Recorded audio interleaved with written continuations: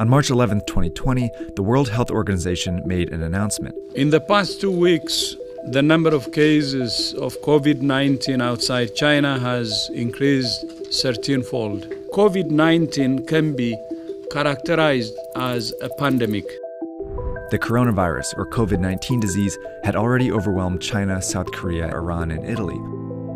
And this was a warning to other countries where it was now spreading quickly. In the days and weeks ahead, we expect to see the number of cases, the number of deaths, and the number of affected countries climb even higher. The spread of COVID-19 was no longer something that could be stopped. But we can still slow it down. We just have to act right now.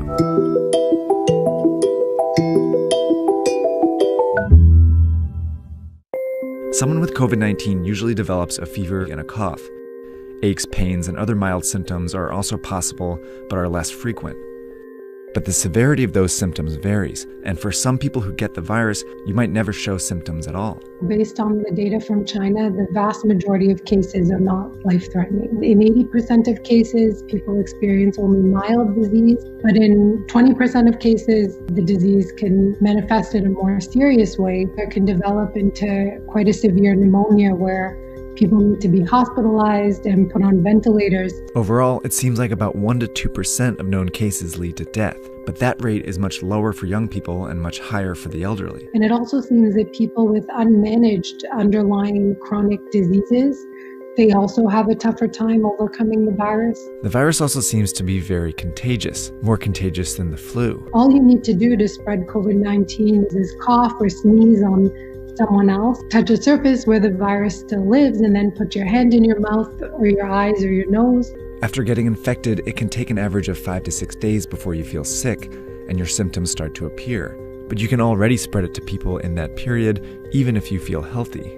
Just as people realize they're sick, they seem to be at the most risk of passing it along to others. That's how the virus has been so effective at spreading across the world so quickly, and why the WHO was now calling COVID-19 a pandemic. But what they said next was just as important. We cannot say this loudly enough. All countries can still change the course of this pandemic. And that depends on something each of us needs to do as individuals. So diseases become really dangerous when everyone gets sick at once and the health system becomes overwhelmed. In any hospital, the capacity to treat patients is limited by how many beds they have. Think of this as the number of beds in your local hospital at any given time. A couple are already filled by patients receiving treatment for things like a car accident injury or a stroke. And this dot represents one person who's healthy and decides to go out like usual. They jump on the subway and head into the office where they catch COVID-19. But they don't feel sick right away, and might not for several days. So later they go to a basketball game, where they unknowingly infect 2 or 3 more people. Most of these people will have relatively mild cases, but one might be an elderly person with a severe case who will eventually have to go to the hospital. But these 3, who are all infected but don't feel sick, go out again, on the subway, into the office, and then out after work, infecting several more people. 20% of whom will need to go to the hospital. Over a short period of time, this process multiplies the number of people going to the hospital each day.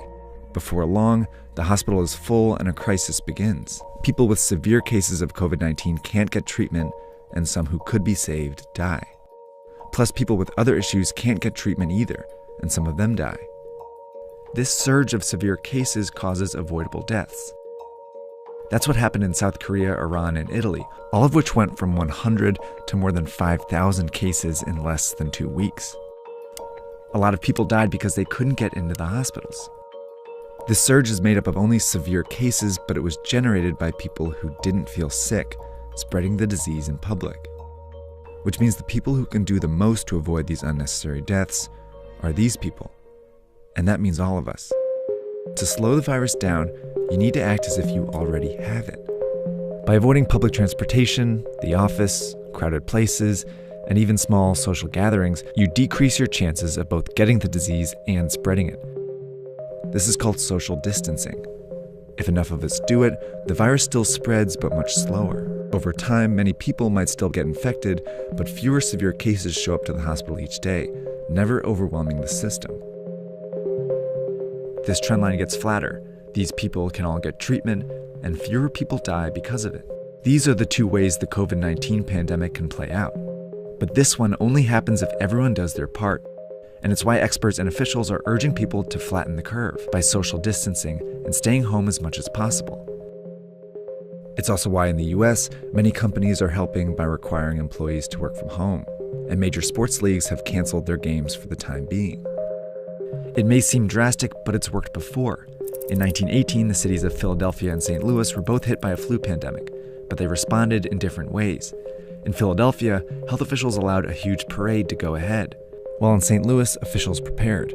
They closed schools, theaters, and bars. Philadelphia's hospitals were overwhelmed, and many more died as a result. But St. Louis was able to avoid those excessive deaths. 100 years later, these are the two scenarios we face. A difference not in whether you get the coronavirus, but when you get it. That could mean the difference between life and death, maybe for someone you know. But we have to act now.